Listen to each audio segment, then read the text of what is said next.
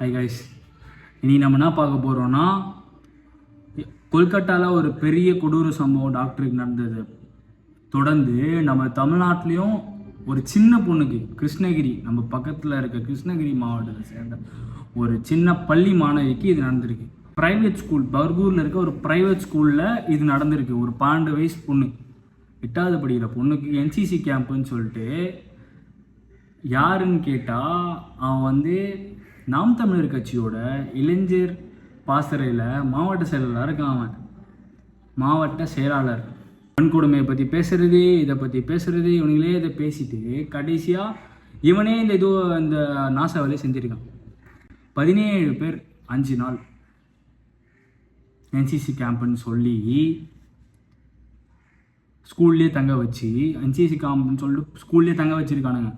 தங்க வச்சு 2 பேர் சுதாகரும் சிவராமனும். சிவராமன்றது தான் நாம் தமிழர் கட்சியில் இருக்கான். இவனுங்க இதிலே தங்க வச்சு 13 பேரை அப்யூஸ் பண்ணியிருக்கானுங்க. அதில் ஒரு பொண்ணை ரேப்பே பண்ணிட்டான்.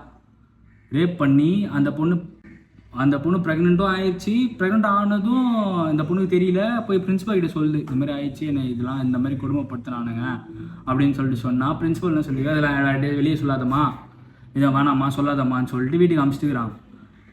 எப்போது 5ஆம் தேதி ஆகஸ்ட் மாதம் டு 9ஆம் தேதி ஆகஸ்ட் மாதம் 5 நாள் நடந்திருக்கு இந்த இது என்சிசி கேம்ப். ஃபோர்ஜரி பசங்க என்சிசி கேம்ப் நடத்துறேன்னு சொல்லி நடத்திருக்கானுங்க. 16ஆம் தேதி வீட்டில் வயிறு வலிக்கு சொல்லிட்டு கவர்மெண்ட் ஹாஸ்பிட்டல் கூட்டு போயிருக்காங்க. கவர்மெண்ட் ஹாஸ்பிட்டலில் இந்த மாதிரி கவர்மெண்ட் ஹாஸ்பிட்டல்லேருந்து மொத்த மாவட்ட ஆட்சியர்களுலேருந்து மொத்த பேருக்கும் அப்படியே இன்ஃபர்மேஷன் போய் அது பெரிய இஷ்யூ ஆயிடுச்சு. இந்த ஸ்கூலில் என்ன சொல்லியிருக்கானுங்க, இதை மூடி மறைச்சிட்ருக்கலாம் அப்படின்ற இதை மூடி மறைச்சிருக்கானுங்க.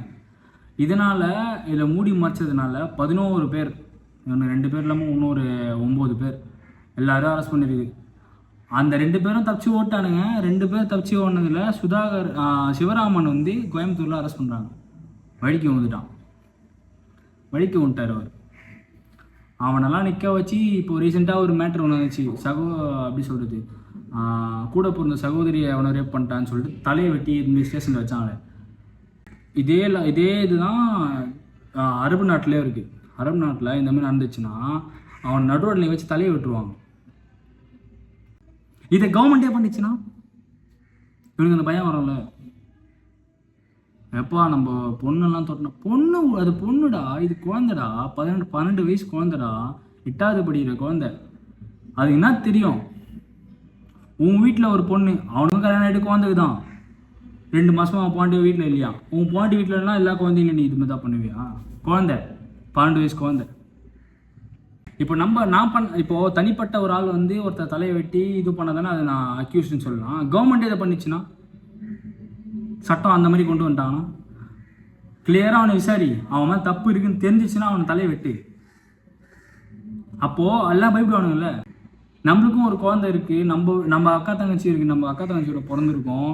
குழந்தைய அது கூட எப்படின்னா, 8வது படிக்கிற பொண்ணு 11 பேர், சரி 11 பேர் இப்போ அரெஸ்ட் பண்ணியிருக்காங்க. ஸ்கூல் நிர்வாகமும் சேர்த்து 5 நாள்னு சொல்லி நடத்திக்கிறானுங்க என்சிசி கேம்பை. ஃபோர்ஜரி பசங்க இவனுங்க வெளியே நாளைக்கு இவனே ஒரு சட்டமன்ற உறுப்பினர், இவன் எம்எல்ஏ என்ன பொசிஷன் நடக்கும் அந்த தொகுதி. எல்லா ஸ்கூல்லையும் அப்போ இப்படியே தான் போய் இறங்குவான். எல்லா ஸ்கூல்லையும் இதே தான் பண்ணுவான். அவனுக்கு நீ ஒரு நல்ல வெயிட்டான தண்டனை கொடுத்தா தான் நாளைக்கு அவன் அதை பயப்படுவான், அதை பண்ணக்கூடாதுன்ட்டு.